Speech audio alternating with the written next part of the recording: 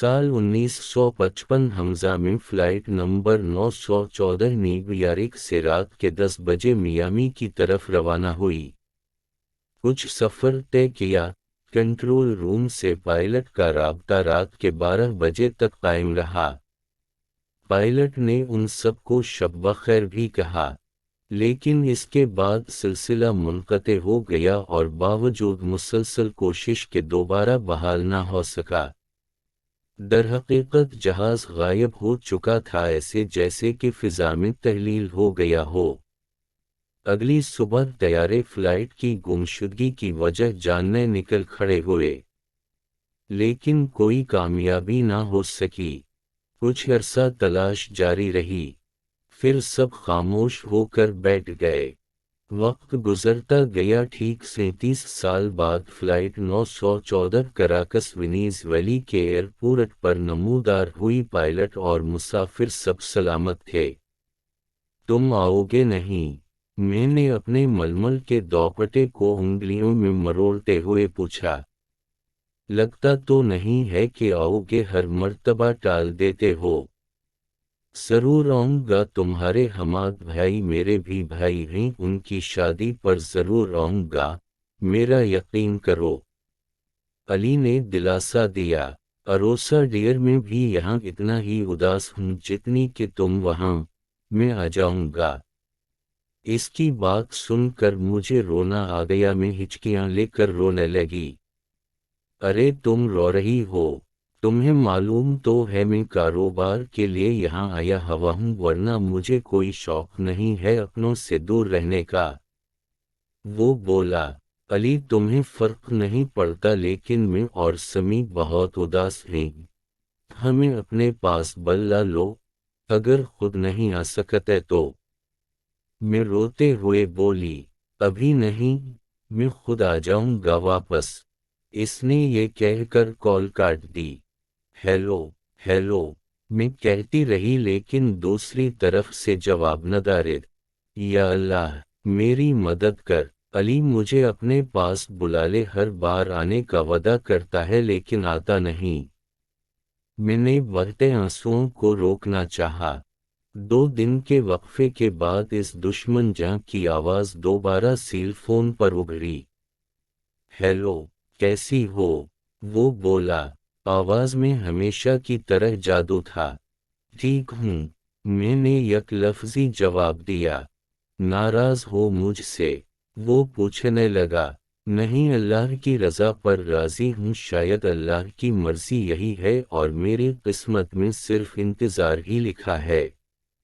मैंने आह भरते हुए कहा, देखो अरोसा, मेरी कुछ मजबूरियां हैं, तुम समझने की कोशिश तो करो। वो एक मर्तबा फिर समझाने लगा, लेकिन तुमने कहा था कि तुम हमाद भाई की शादी पर जरूर आओगे, क्या इस मर्तबा भी ऐसा मुमकिन नहीं? मैं एक बार फिर रो देने को थी। अजब बेबस की हालत थी ये भी। नहीं, मैं अगले महीने हमाद भाई की शादी से 1 हफ्ता कबल इंशाअल्लाह तुम्हारे पास हूँगा। उसने तो जैसे मेरे सर पर धमाका ही कर दिया था। मैं इस जवाब के लिए हरगज़ तैयार नहीं थी। क्या? मैं उछल पड़ी। क्या तुम सच कह रहे हो? तुम आ रहे हो वापस? उफ मेरे खुदा, मैं अभी सबको बताती हूँ। मुझसे खुशी संभाले ना संभल रही थी। मैं फ़ोन बंद करके सबको दीवानों की तरह ये खुशखबरी देती रही। शाम को मैं दीवार गिर कैलेंडर के सामने खड़ी थी। तस्वुर में आने वाले हसीन लम्हात थे। अल्लाह करे ये महीना जल्दी गुज़र जाए और हमारा बेटा अली वापस आ जाए। इतना अरसा गुजर गया उसे देखे। मुझे तो डर है कि कहीं हम इंतज़ार में इस दुनिया से चले ही ना जाएं। अम्मी जान ने मुझे गले से लगाते हुए कहा, आ तो रहे हैं अली अम्मी, फिर आप नाहक परेशान हो रही हैं। मेरी और अली की शादी 2 साल पहले हुई थी। 1 साल बाद समी पैदा हुआ। कारोबार के सिलसिले में अली को न्यूयॉर्क जाना था, सिर्फ 3 माह के लिए, लेकिन अब 5 माह होने वाले थे। میں دن گن گن کر اس کا انتظار کر رہی تھی، جو ختم ہونے کا نام ہی نہیں لے رہا تھا۔ آخر میرا انتظار ختم ہوا اور وہ دن آ گیا۔ آج علی کو ہم سب لینے ایئرپورٹ روانہ ہوئے۔ کل رات روانہ ہونے سے پہلے اس نے مجھ سے بات کی تھی۔ وہ بہت خوش تھا میری طرح۔ جب ہم ایئرپورٹ پر پہنچے تو عجیب و غریب خبر سننے کو ملی کہ فلائٹ 914 جس میں علی آ رہا تھا وہ راستے میں کہیں غائب ہو گئی ہے۔ میرے پیروں تلے سے جیسے زمین نکل گئی۔ یہ کیسے ہو سکتا ہے؟ میں بے ہوش ہونے لگی۔ امی جان نے مجھے سنبھالا۔ پھر دن اور رات معمول کے مطابق گزرنے لگے۔ سورج روز صبح ایک نئی امید ساتھ لاتا اور شام کو دل پر اداسی کی ایک نئی چوٹ لگا کر غروب ہو جاتا۔ میں علی کا انتظار کرتے کرتے بوڑھی ہو گئی ہوں اور سمی جوان۔ یقین جانیے پورے 37 سال بعد آج علی میرے سامنے موجود تھے۔ میری نم آنکھیں اسے حیرت اور خوشی کے ملے جلے جذبات کے ساتھ دیکھ رہی تھیں۔